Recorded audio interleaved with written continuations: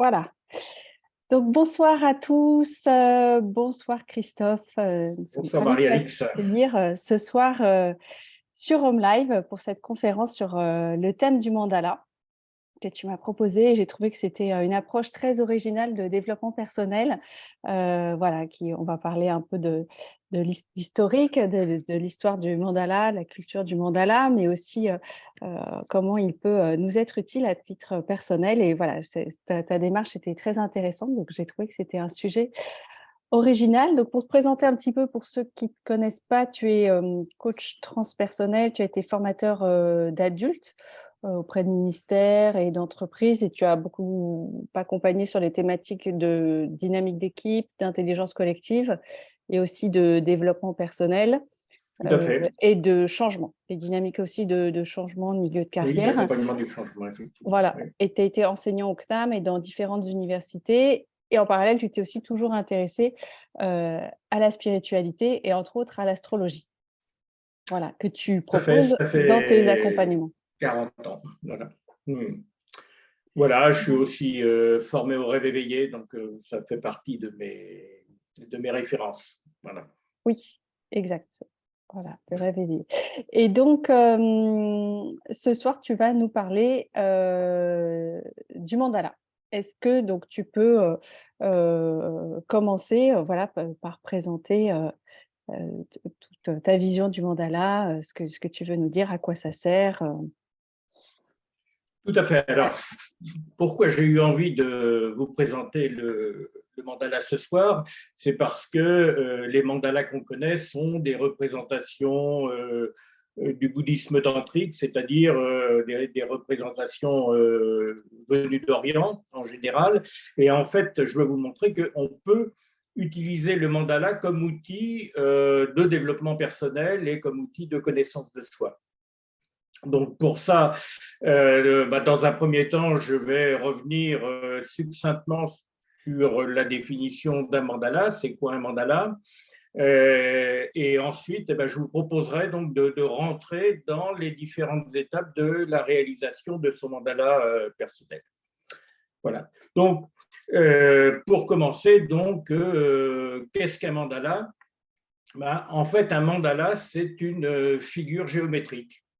C'est une figure géométrique qui permet de condenser un certain nombre d'informations essentielles et ça permet de se recentrer sur soi. C'est-à-dire que le mandala permet, ça c'est Chogyam Trungpa, le grand maître tibétain qui le dit, ça permet d'ordonner le chaos. En fait, le mandala, on va s'en servir chaque fois qu'on a besoin de se refixer sur des éléments essentiels de soi, de son parcours, de sa vie. Alors, ce que je te propose, Marie-Alix, c'est de lancer les quelques mandalas que j'ai préparés comme illustration, voilà, pour déjà, pour déjà énoncer un point qui pour moi est très important, c'est que le mandala, en fait, est un symbole universel. Alors là, le premier mandala qu'on voit, c'est presque le mandala le plus connu chez les bouddhistes, c'est-à-dire c'est le mandala de Kalachakra, qui veut dire la roue du temps. Donc c'est un mandala qui sert pour la méditation et qui condense des notions d'astronomie, d'astrologie, de mathématiques, d'histoire. On y trouve un certain nombre de déités. J'ai vu qu'il y avait 722 déités qui étaient représentées dans ce mandala. En fait, c'est un mandala qu'on attribue au premier Bouddha Shakyamuni et qui retrace son parcours vers l'éveil. Donc, vous voyez que c'est pour les bouddhistes, c'est un support de méditation très important. Et depuis quelques années, le Dalai Lama célèbre des initiations collectives ouvertes aux non-bouddhistes également, dans le but de favoriser la paix dans le monde. Voilà. Donc, quelques éléments sur ce premier et le seul mandala tibétain que je vais vous proposer. Donc, est-ce que tu peux… Ah oui, et juste un mot, le mandala de Kalachakra a un lien avec le mystérieux royaume de Shambhala. Je dis ça pour ceux pour qui le terme Shambhala évoque quelque chose. Voilà, deuxième mandala, si tu veux bien.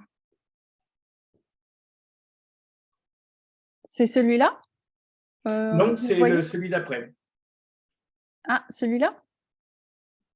Moi, je vois toujours le même. Voilà. Ah, Donc là, on a un bon. mandala qu'on trouve chez des Naros, c'est une peinture de guérison. Donc, vous voyez, dans une culture complètement différente, on a une représentation voilà, typique de mandala. Donc, mandala suivant, si tu veux.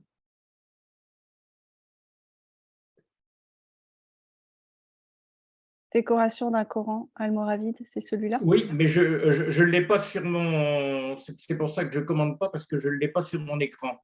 Il apparaît pas sur votre écran? Voilà, ça y est. Donc, voilà, dans l'islam, on a un mandala qui est tiré donc d'un Coran. C'est une décoration d'un Coran qui date du XIIe, XIIIe siècle. Voilà. Donc, vas-y, je viens le mandala suivant. Hop, je ne l'ai pas tout à fait.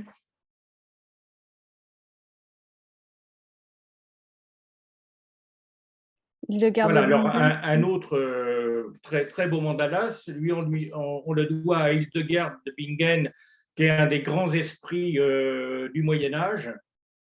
Donc, elle était abbesse, naturopathe, écrivaine, peintre. Elle a même inventé une langue qu'elle était la seule à parler, mais donc un des très grands esprits du Moyen Âge. Et ça, c'est une des illustrations qu'elle a peintes. C'est une vision qu'elle a eue. Donc, vous voyez, on est dans le. On a devant soi un mandala. Alors, vous voyez que déjà, à travers ces représentations, le terme mandala, qui signifie en sanskrit cercle, cercle magique ou cercle sacré, on voit que le cercle est un élément majeur donc du mandala. Le mandala suivant, si tu veux bien. Le Christ en croix. Oui, je ne le vois pas sur mon écran, donc est-ce que tu peux me le. Alors, moi je le vois bien sur mon écran. Est-ce que vous le voyez? Voilà, donc Ouais, le Christ en croix. est-ce que vous le voyez? Est-ce que tout le monde le voit? Oui, Voilà. Alors ça, c'est une peinture que je possède. C'est un Christ en croix qu'on doit à un très grand peintre médium du nord de la France qui s'appelait Victor Simon, peinture qui date de 1975 et donc qui fait partie des grands peintres médiumniques du nord de la France. Voilà, c'est une de ses dernières compositions. Et puis je crois qu'il en reste une le livre peinture de rouge, mandala. le livre rouge de Jung. Voilà, de Jung. Nous, on le voit bien. Eh ben, vous le voyez, donc très bien. Donc le dernier mandala, donc on est tiré du livre rouge de Jung. Jung qui a beaucoup travaillé sur les mandalas. Donc vous voyez à travers donc ces différentes représentations, le mandala est une structure géométrique qui a en gros trois éléments essentiels: le cercle, le carré et le point central. Et en fait, la puissance du mandala est liée au fait que c'est un symbole qui est un archétype pour Jung, c'est-à-dire c'est quelque chose qui fait partie, comment est-ce que je pourrais dire, c'est un symbole qui était inscrit dans le psychisme humain, c'est-à-dire que on le trouve dans les productions de gens connus ou inconnus dans quasiment toutes les cultures à toutes les époques. C'est-à-dire que Jung a constaté que quand quelqu'un est dans une période difficile ou de désorientation, eh bien, spontanément, la personne, que ce soit un enfant ou quelqu'un de plus âgé, eh bien, la personne a tendance à dessiner des figures qui a tendance à dessiner des mandalas, c'est-à-dire à dessiner des cercles avec un carré, avec avec un centre. Bref, en utilisant aussi la croix, en utilisant aussi des triangles, mais c'est ça qui va faire la puissance du mandala, c'est-à-dire que c'est une figure qui permet de condenser des éléments essentiels sous forme de couleurs, sous forme de dessin, sous forme de peinture. Toujours est-il que moi, ce que je vais vous proposer ce soir ne suppose pas de savoir dessiner ou peindre. N'importe qui peut le réaliser. Voilà. Alors, une fois cela posé, comment va se présenter le mandala que je vous propose donc de réaliser par la suite? Voilà. Donc, on va Alors, voir la structure on va du parler de la mandala que je vous structure. propose. La structure du mandala. Du mandala, donc c'est le premier.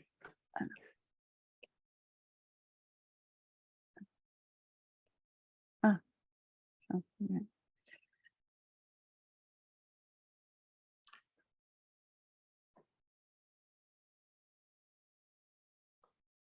le voilà. Non, il faut que je dise aussi que cette approche concrète du mandala est liée au fait que, en tant que coach, puisque ça fait 30 ans que je suis coach et que, comme le disait Marie-Alix, j'ai créé une démarche qui est le coaching transpersonnel. Je suis coach référent du Cercle national du coaching. En tant que coach, j'ai beaucoup travaillé dans l'accompagnement des transitions professionnelles et personnelles. Je dirais c'est un petit peu ma spécialité. Et donc, du coup, j'ai beaucoup travaillé sur les parcours des gens que j'accompagnais. Et donc, ce que je vous propose ce soir est issu de cette expérience-là. Alors, donc voilà le mandala que je vous propose de réaliser par la suite. Donc, pour l'instant, il n'y a pas de contenu, on va les voir juste après, mais vous voyez qu'on a un cercle, on a un premier carré, et dans ce carré, on a un autre carré qui est divisé en 4 parties. En fait, le mandala, eh bien, on en fait ce qu'on veut, on crée la figure qui a pour soi le plus de sens. Alors, je vais vous proposer de commencer par un premier mandala que j'ai appelé le mandala de la Terre, parce que c'est le mandala qui illustre notre moi, ce qu'est le moi d'un individu. Alors, la Terre. Alors, je peux ajouter que là, ce que je vous propose, en fait, on peut le réaliser à n'importe quel âge. Enfin, ce que je veux dire, c'est qu'on peut le faire chaque fois que ça va avoir du sens pour reconscientiser ce qui est important pour soi. Alors, le premier mandala, ce que j'appelle le mandala de la Terre, mandala du moi, en fait, il est structuré autour de 4 pôles. Le premier pôle, c'est ma personnalité. C'est-à-dire, en gros, qui suis-je, quels sont mes besoins, quels sont mes désirs, quelles sont mes aspirations, qu'est-ce qui me motive, qu'est-ce qui fait que bien, j'ai envie de me projeter, j'ai envie de réaliser des choses. Bref, c'est le rapport que nous avons avec nous-mêmes. Et ce rapport-là, en fait, il évolue tout au long de notre existence. On peut dire que notre identité commence par le fait que dès qu'on est enfant, en fait, on a la perception d'une différence avec les autres membres de sa famille et de son entourage. Voilà. C'est qui je suis, c'est ma personnalité, c'est mon caractère. Donc ça, c'est le premier pôle. On peut dire que pour chacun des pôles que je vais vous proposer, lorsque vous ferez votre mandala personnel, vous pouvez remplir chaque pôle avec des mots-clés, hein, ou avec des images, avec des symboles, ce que vous voulez, mais voilà, condenser quelques informations clés sur qui suis-je, ma personnalité.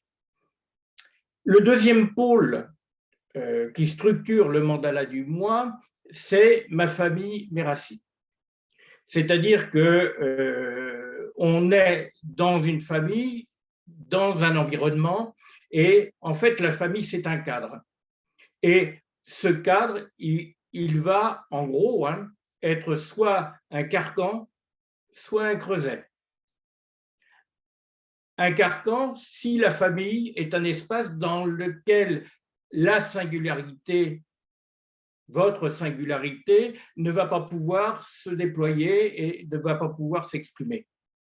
C'est un creuset si jamais la famille devient un environnement porteur qui va vous permettre de commencer à révéler voilà, des capacités, des talents qui sont les vôtres. Généralement, une des difficultés de la famille, liée à la famille, ce sont les étiquettes, c'est-à-dire les familles sont extrêmement friandes d'étiquettes, d'un frère par rapport à une sœur, d'un frère par rapport à un autre frère, etc. Ou alors de l'enfant par rapport à un autre membre de la famille. Bref, ça veut dire que la relation que j'ai avec ma famille, eh bien, va être un élément important de mon travail personnel, puisque, comme je le disais, à la fois il y a héritage, éducation, mais aussi transmission de représentations sur soi, sur la vie, qui vont bien sûr avoir une influence notable sur la suite de son parcours. Troisième pôle de développement du moi, c'est la relation avec les autres. L'amour, l'amitié, la sympathie, l'antipathie, conflit, coopération, en fait, la relation à l'autre, on la travaille de notre premier jour à notre dernier jour. En plus, la relation à l'autre a une influence déterminante sur le développement du cerveau. Donc, ça veut dire que, là encore une fois, c'est un pôle qui va être fondamental parce qu'il va en permanence, moi, m'interpeller et évidemment rejaillir, ne serait-ce que sur moi, ma personnalité et mon développement. C'est-à-dire, il y a comment je me perçois et ma relation à l'autre, c'est comment les autres me perçoivent. C'est-à-dire quelle image je donne, quelle image les autres ont de moi. Et puis, quatrième pôle, c'est le pôle du travail et des activités. Alors, c'est évidemment un pôle important puisque, que ce soit à travers le travail ou que ce soit à travers des activités annexes, ça veut dire que dans ce pôle-là, je vais chercher à me réaliser. Je vais chercher à me réaliser à travers l'action, à travers des projets et qu'il est évident que tout ce que je vais faire, tout ce que je vais entreprendre me permettra d'avancer plus ou moins vers le sentiment de complétude, c'est-à-dire vers le sentiment que j'utilise mes potentialités, que je peux exprimer mes talents ou pas, ou plus ou moins. Et donc, en fait, on peut dire que notre moi, il est structuré fondamentalement autour de ces quatre pôles.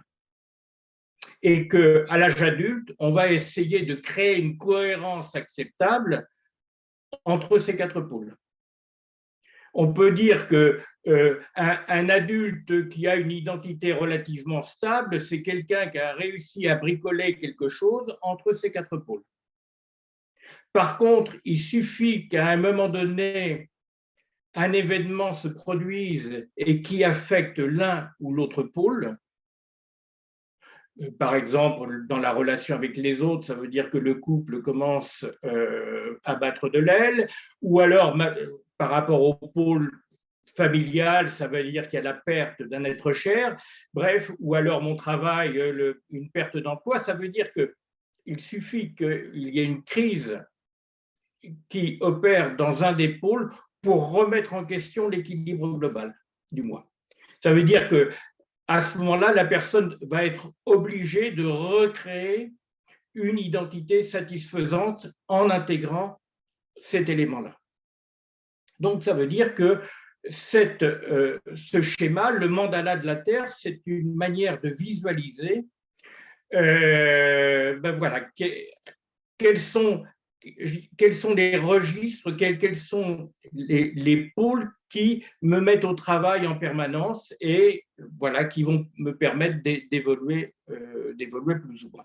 Alors, ce que je vous propose là, en fait, ça peut être très concret, c'est-à-dire que quand j'accompagne des gens dans une transition professionnelle, ça veut dire qu'avant de se présenter à un entretien de recrutement, ça veut dire au moment de choisir une orientation professionnelle, c'est un schéma qui va permettre de se remettre les idées à l'endroit et surtout de se dire, voilà, moi où j'en suis par rapport à cette cohérence personnelle.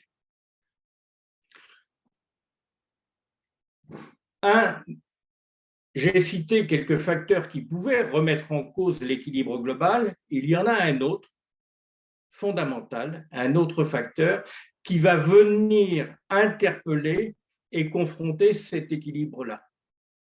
C'est l'ouverture du moi à une dimension transcendante, c'est-à-dire à une autre dimension plus profonde, plus intérieure, qui révèle notre appartenance à un autre niveau de réalité. Et donc, on va passer sur un second schéma qui est le mandala de l'éveil du soi. D'accord. Alors, je vais mettre l'autre schéma. Si vous avez des questions, n'hésitez pas à les poser au fur et à mesure. Donc là, c'est bien le mandala de la Terre. Voilà, c'est un état des lieux, un petit peu, de là où Tout à on en fait. est. On note. Ça permet de conscientiser vraiment tout ce qui va pas dans tout le parcours, les atouts aussi, Tout peut-être. à fait, les atouts, les points forts, les points faibles, les difficultés. Voilà. Mmh. Alors,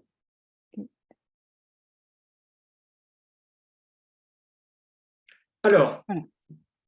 en fait, dans ce second mandala, on va venir remplir le carré du centre et comme il y a 4 cases, donc je vais vous proposer d'y noter des éléments par rapport à 4 éléments, à 4 perspectives. Alors, en quoi consiste le mandala d'éveil du soi? Il repose sur le fait que, en fait, dès notre naissance, nous portons en nous des éléments qui nous singularisent. Et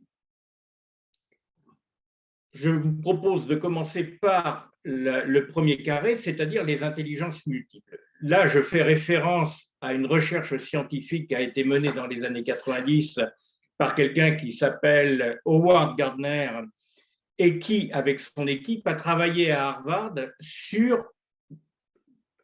plutôt à partir de la question « c'est quoi l'intelligence ?»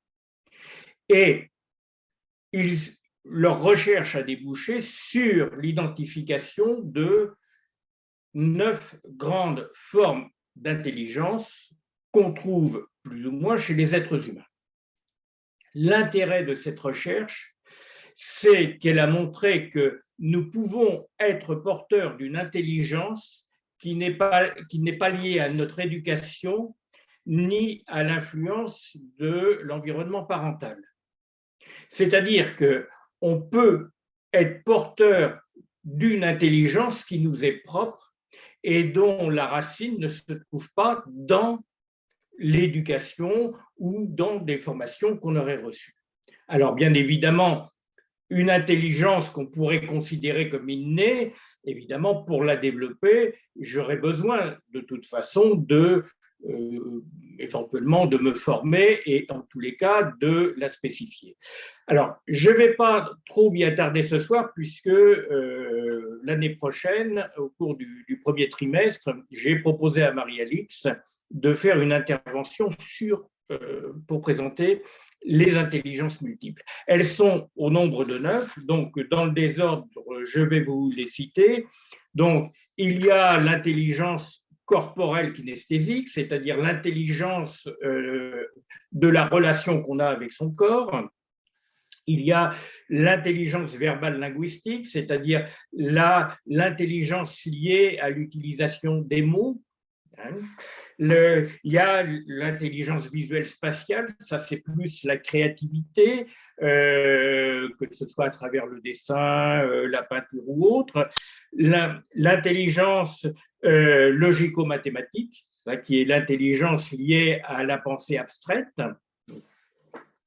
On a l'intelligence intrapersonnelle liée à la relation à soi, l'intelligence interpersonnelle liée à la relation aux autres, l'intelligence musicale rythmique, voilà, c'est cette intelligence liée au rythme, à la musique, au son, l'intelligence naturaliste, c'est-à-dire qui peut s'exercer soit dans la relation aux animaux, soit dans la relation à la nature. Et enfin, une neuvième, l'intelligence existentielle, que Gardner, dans un premier temps, avait appelée l'intelligence spirituelle. Donc, si vous regardez sur Internet les pages qui présentent les intelligences multiples, vous verrez que beaucoup donnent uniquement 8 intelligences. Alors, il y a une raison à cela, c'est-à-dire que la neuvième, qui est l'intelligence existentielle spirituelle, est la dernière que Gardner a développée, et donc en disant que voilà, il fallait encore travailler dessus.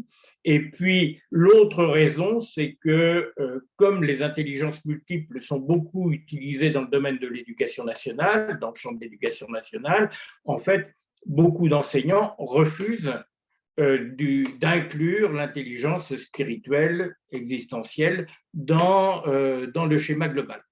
Voilà, pour dire les choses de façon simple. Donc,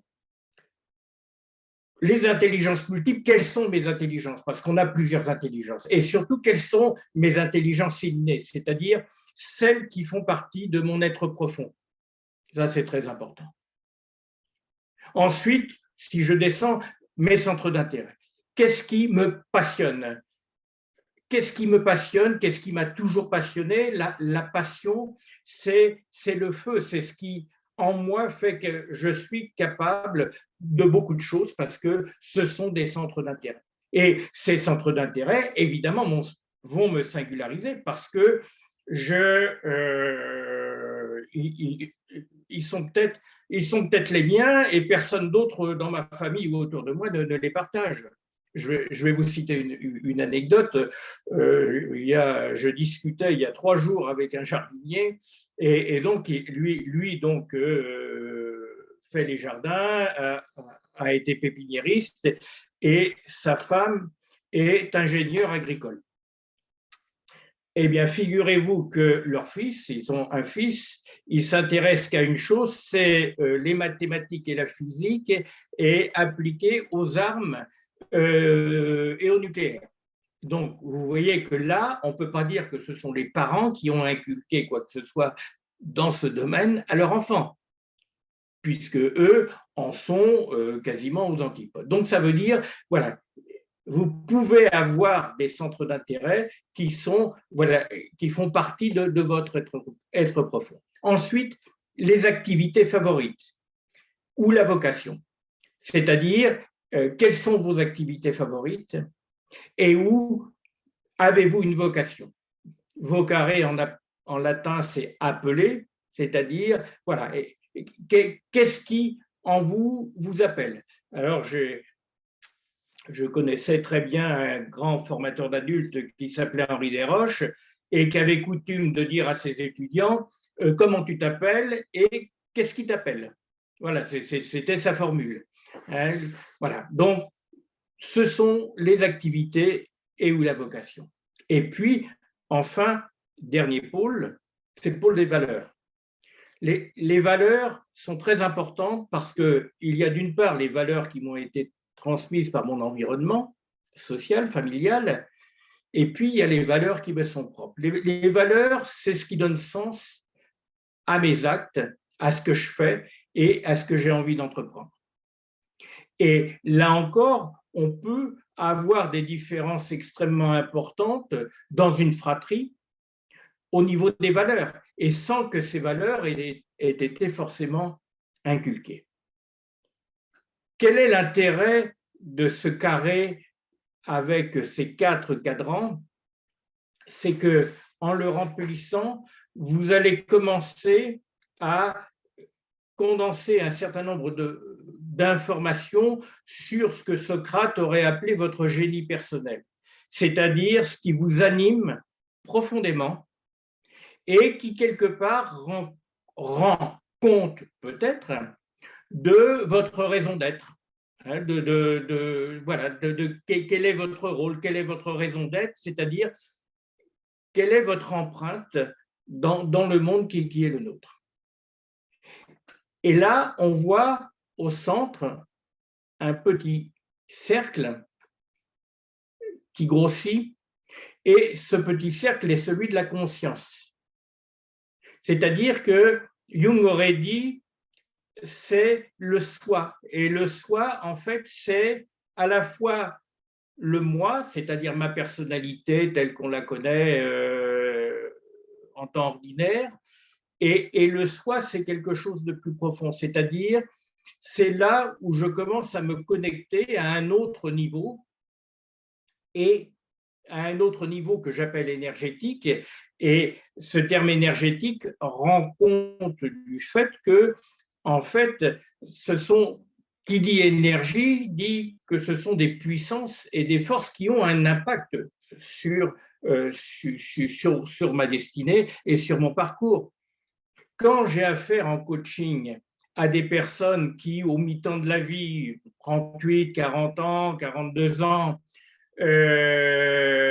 se trouvent confrontées à une perte d'emploi, à une difficulté personnelle, affective, etc., eh bien, je dirais que 8 fois sur 10, il y a quelque chose qui frappe à la porte ou à la fenêtre. C'est le soi qui dit « Hep, je suis là et ne m'oublie pas ». C'est-à-dire, commence à intégrer dans ton parcours une autre dimension, alors que certains appelleront spirituelle. Je l'appelle énergétique parce que chacun peut mettre derrière ça les représentations, voilà, qui lui sont chères. Mais en tous les cas, ça veut dire qu'à ce moment-là, ce petit cercle représente la nouvelle conscience que je développe, c'est-à-dire que je ne suis pas uniquement ce que ma carte d'identité dit que je suis.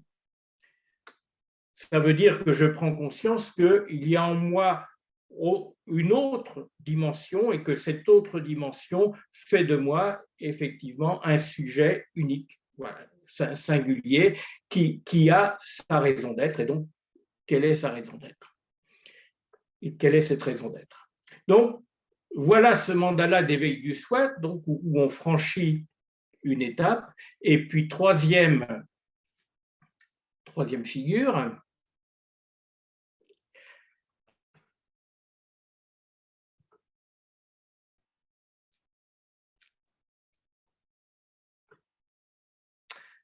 voilà, c'est bon, ce que j'appelle la terre et du ciel.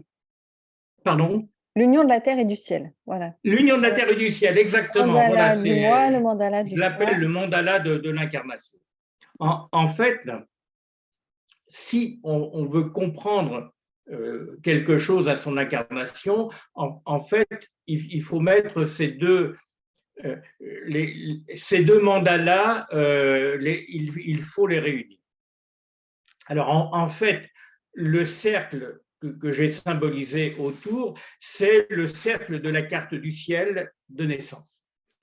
Donc, là encore, je ne vais pas trop développer ce qu'est la carte du ciel. Pourquoi? Parce que, en fait, la carte du ciel, évidemment, rencontre d'autres informations et d'autres logiques que le mandala de la Terre et le mandala d'éveil du soi. Malgré tout, la carte du ciel possède la même structure de départ, à savoir que le pôle de la personnalité correspond à l'ascendant dans le thème. C'est quoi l'ascendant? C'est le signe à travers lequel la personnalité adulte va chercher à se révéler et à se déployer.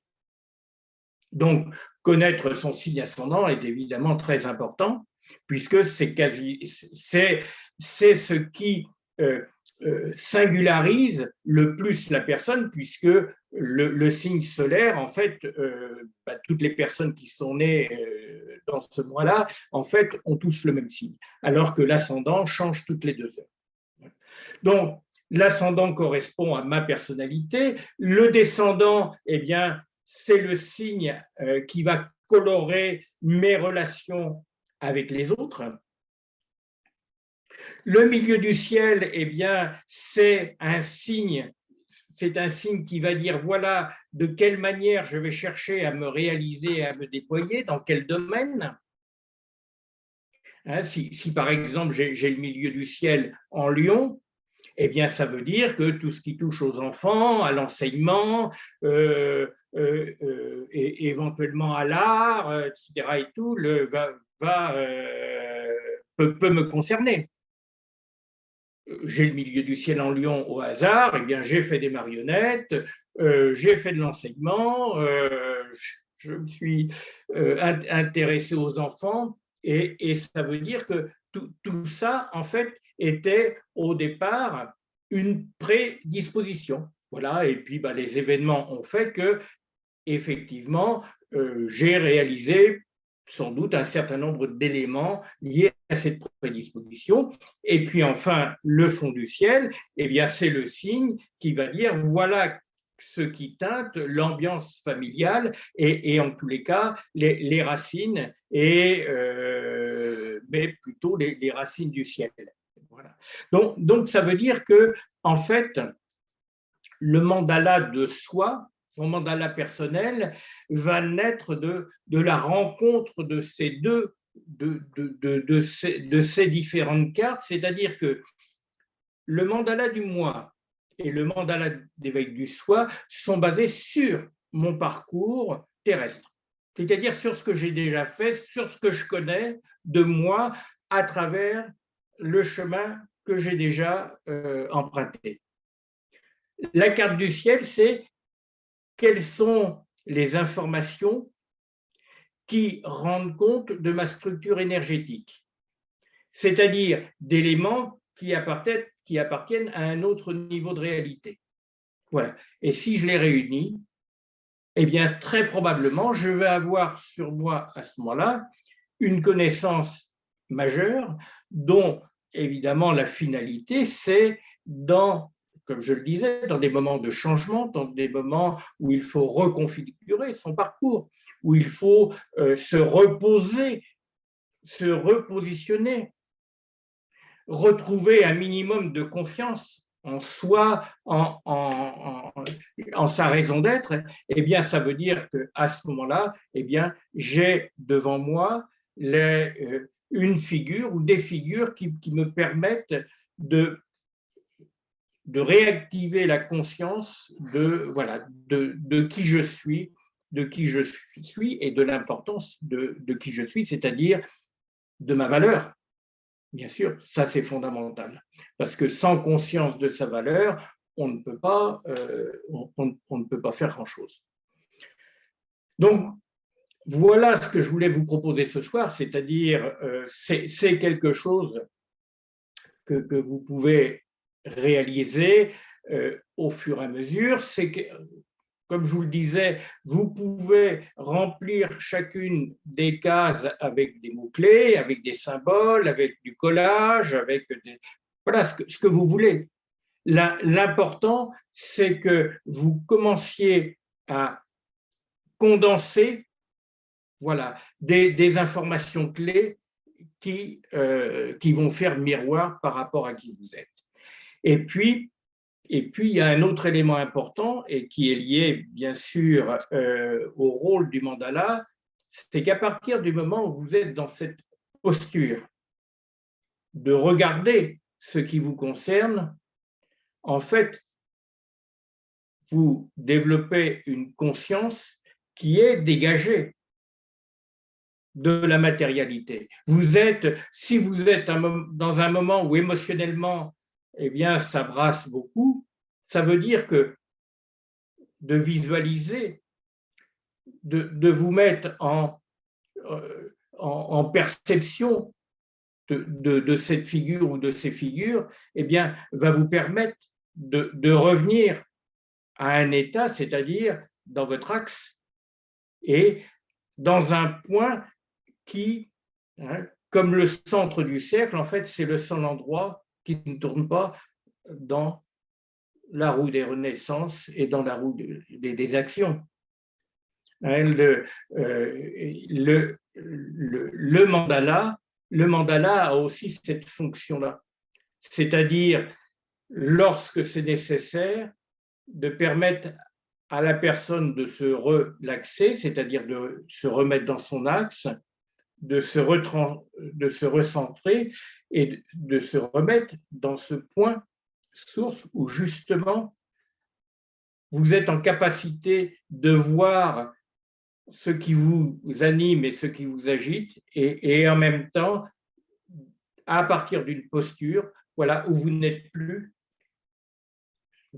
identifié à ces éléments-là. Est-ce que tu peux mettre le dernier,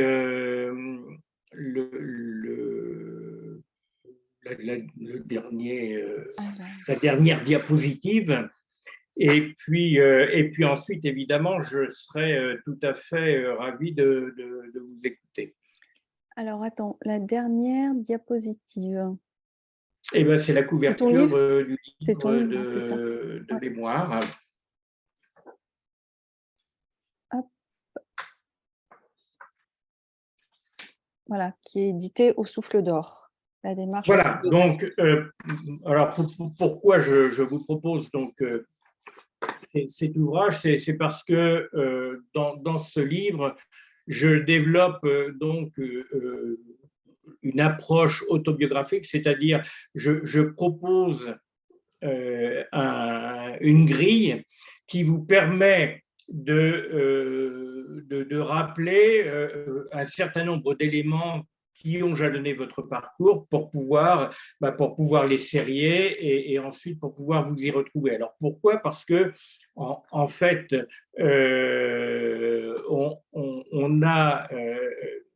on peut perdre la mémoire de ce qu'on a fait dans son parcours, dans sa vie, alors que pour la bonne et simple raison, c'est que si l'environnement n'a pas valorisé un centre d'intérêt qu'on avait, il se peut qu'on l'ait laissé de côté, et d'une certaine façon, ce centre d'intérêt est porteur d'une forme de dévalorisation.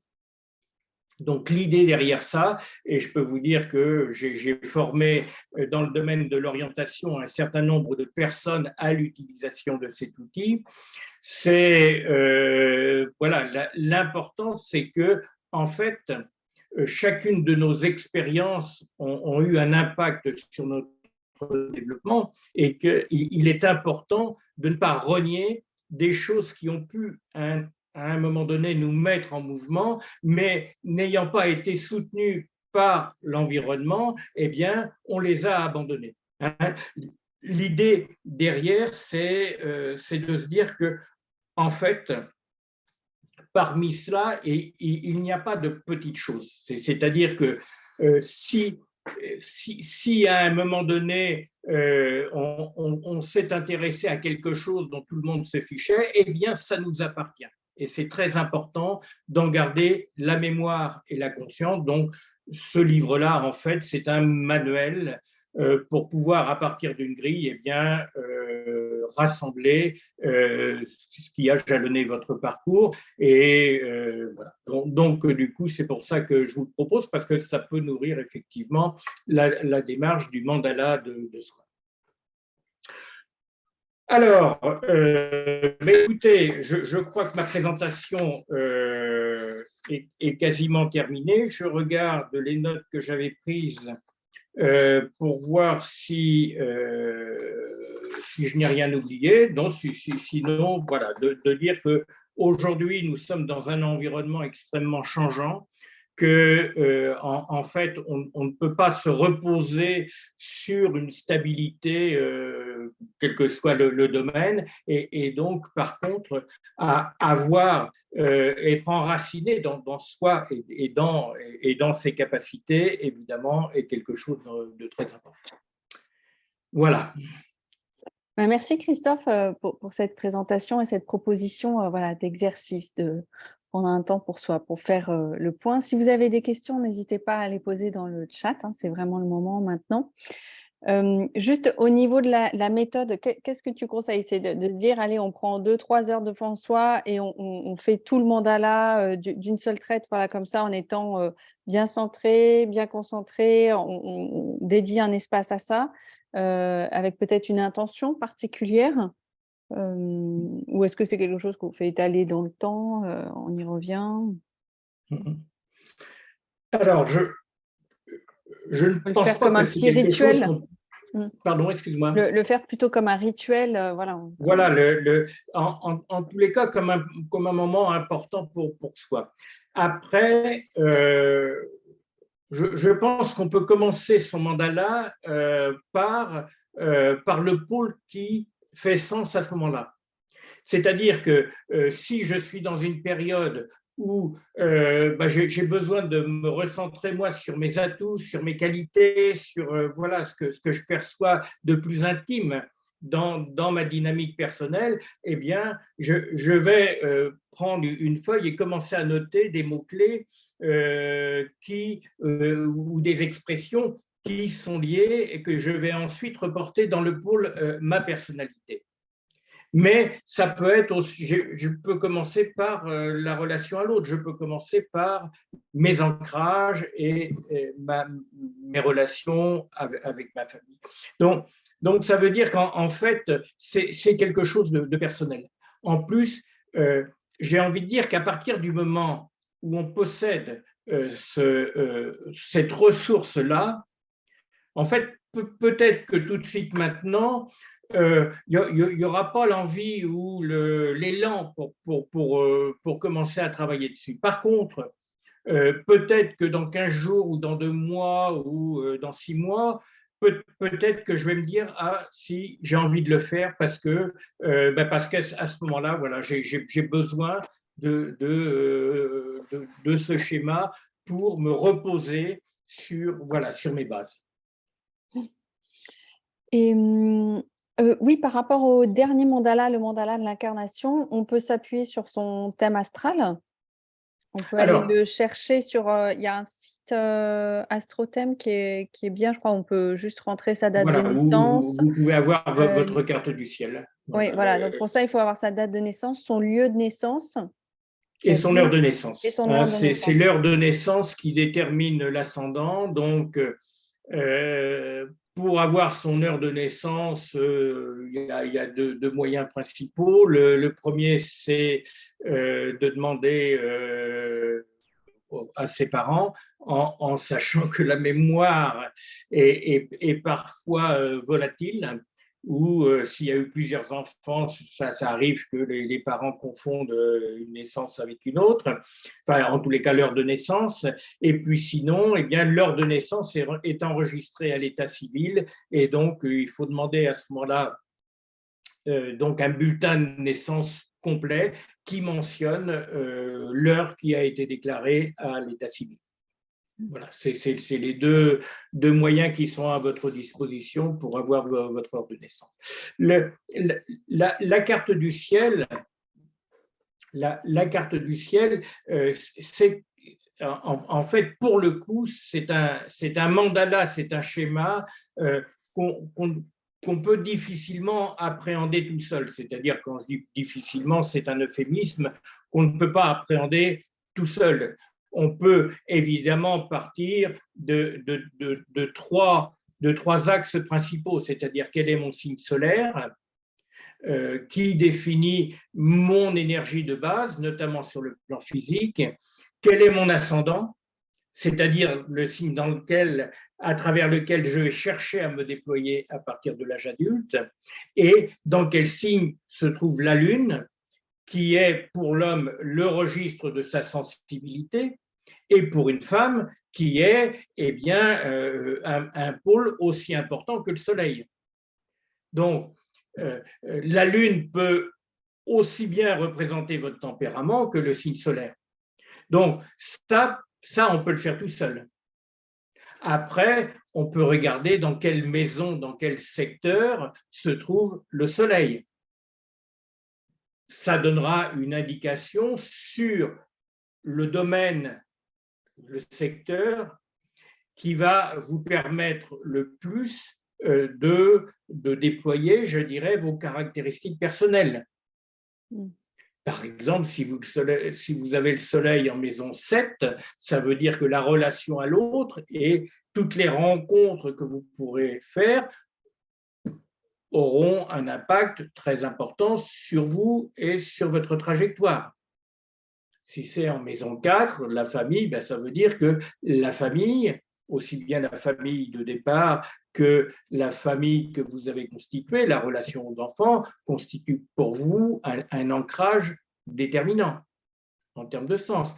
Si vous avez le Soleil en maison 10, ça veut dire que c'est la réalisation extérieure, la carrière éventuellement, qui constitue pour vous un objectif majeur. Donc, vous allez pouvoir identifier et travailler par vous-même sur quelques éléments comme ça. Par contre, après, et en termes de synthèse, puisque dans un thème, il y a 10 planètes qui représentent 10 facteurs énergétiques d'un individu, il est évident que là, sans un minimum de travail, de connaissances, voilà, c'est difficile de s'y retrouver. Il faut faire appel au service d'un astrologue, par exemple. Il faut bosser, quoi. Comme toi. Très bien, merci voilà. beaucoup. En tous les cas, sachez que une carte du ciel n'est pas un carcan. Une carte du ciel, il faut la voir comme un ensemble de prédispositions. Mais les prédispositions, ça ne veut pas dire qu'elles vont nous emprisonner ou nous ficeler ou non, du tout. Ça veut dire que d'un bout à l'autre, notre libre arbitre, il est fondamental. C'est-à-dire que en coaching, par exemple, la première maxime qu'on peut donner à un apprenti coach, c'est que c'est l'autre qui est expert de service. C'est pas moi. Par contre, le coach est là pour aider l'autre à faire le tri et pour l'aider à se rassembler autour d'un certain nombre d'informations essentielles pour que l'autre retrouve la connexion avec soi. J'ai accompagné dans des masters universitaires des adultes en reprise d'études. Un adulte qui reprend des études à 40 ans, évidemment, la première chose qui se dit, c'est « je ne vais pas y arriver, je suis trop vieux, j'ai moins de mémoire, je suis moins ci, je suis moins… » Donc, il commence à empiler le négatif. Et donc, ça m'est arrivé des dizaines de fois de dire à la personne « mais ne t'en fais pas, moi je n'ai pas de doute sur tes capacités. Donc tu douteras, mais moi je ne douterai pas. » Donc ça veut dire qu'au moins il y en a un qui momentanément supportera voilà, la charge, pendant que l'autre dira « ah mais non, j'y arrive pas, c'est trop dur, etc. » L'autre dira « bah si, il n'y a pas de problème. Par contre, il faut travailler, par contre, il faut faire ci, il faut faire ça. » Voilà. Se mettre en route sur le chemin. exactement. Voilà. Et pour rebondir aussi sur ta remarque de tout à l'heure, c'est vrai qu'un site comme HomeLive qui propose, je dirais, un certain nombre d'activités. Ces activités, elles sont fondamentales. Pourquoi? Parce que on n'a jamais le temps. On est dans un monde où on n'a jamais le temps. Par contre, prendre du temps sur soi pour méditer, pour faire de la sophrologie, c'est essentiel. C'est essentiel. Et il est évident que lorsque tu me posais la question, est-ce que le mandala de soi, on peut le faire comme ça voilà, j'ai envie de dire spontanément, probablement qu'il y a des moments où on a besoin d'un minimum de calme euh, pour pouvoir s'atteler à cette tâche-là. Hein, bien sûr, parce que c'est dans le calme aussi qu'il y a des choses qui vont me revenir. Il y a des souvenirs qui vont réapparaître. Il y a des envies ou des aspirations qui vont renaître. Hein. Dans le silence, en fait. C'est C'est ça, très important. on vit à une époque où on est hyper sollicité tout le temps. En plus, on est hyper connecté avec nos smartphones. Voilà, on reçoit des sollicitations en permanence. Et donc, c'est accepter de prendre des moments de silence, tout couper, pour revenir à l'intérieur, quoi. Revenir, prendre le moment de s'écouter, laisser venir ce qui vient, des souvenirs, des états d'être, des potentiels, des idées, la créativité, l'imagination, l'intuition, tout ça vont pouvoir s'exprimer, mais il faut aller dans le silence intérieur, bien évidemment. Et cet exercice du mandala du soi permet ça, ce retour à Tout à fait. l'intérieur, au centre, notre centre. Tout à fait, et c'est à la portée évidemment de n'importe qui veut bien se donner effectivement les moyens de le faire. Et, et c'est vrai que cette nécessité, alors je me permets de me faire de la publicité, c'est-à-dire que le 15 décembre, Ah oui, je vais j'allais animer une autre l'annoncer aussi. conférence. Tu fais très bien de le dire, j'allais oublier. Ah bah oui, vous voyez, on est obligé de tout faire. Voilà. Donc, le 15 décembre, je vais animer une autre conférence dont le titre sera Devenir soi à l'ère du Verseau. Là où je parlerai un petit peu plus d'astrologie et où je parlerai de la nécessité justement de devenir soi dans notre monde. Et contrairement à ce qu'on pourrait penser, devenir soi n'est pas une démarche égocentrique, mais comme le disait si joliment Jung, plus je me rapproche de moi et plus je suis proche des autres. Voilà. Donc, oui, connais-toi et tu connaîtras l'univers. Connais-toi, oui, tu te tout à connaîtras fait. le monde. C'est-à-dire que si je suis bien avec moi, j'aurai d'autant plus de chances d'être bien avec les autres. C'est clair. Et ça ne veut pas dire que ça sera plus facile, ça veut dire simplement que j'aurai beaucoup plus de ressources à ce moment-là pour gérer les situations dans lesquelles je me trouve. Oui, et alors juste une dernière petite chose. Donc, tu as un site internet. Tu peux rappeler le nom Alors du oui, site pour ceux que internet? ça intéresse, donc j'ai un site internet qui est www.transcoaching.fr. Voilà. Et où là, tu présentes ta démarche de Oui, coaching. il y a un certain nombre d'articles, je parle un peu d'astrologie, mais pas uniquement. Enfin, voilà, je parle de coaching aussi, enfin, vous verrez, c'est donc voilà, il y a un certain nombre de textes qui s'y trouvent. Voilà. Bah, merci beaucoup, Christophe. Merci à vous, Joli temps ensemble. merci Merci d'avoir d'être été là. resté jusqu'au bout. Merci infiniment. Merci Marie.